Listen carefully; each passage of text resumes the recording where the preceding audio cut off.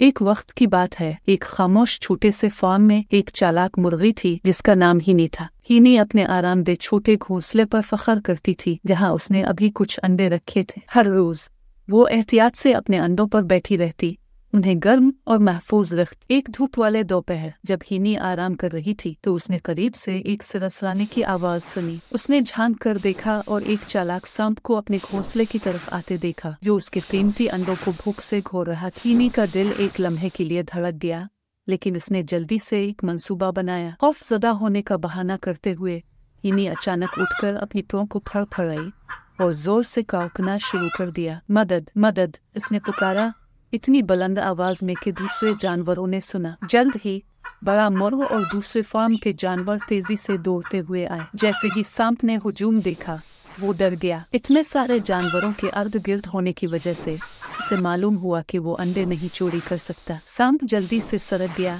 और हीनी सुकून से अपने घोंसले पर बैठ गई, एक सांस की राहत के साथ। इसी दिन से हीनी अपने चालाकी के चाल के लिए फार्म की हीरो बन गई और सांप ने कभी उसके घोंसले के करीब आने की जुर्रत नहीं की। हीनी और उसके अंडे महफूज थे।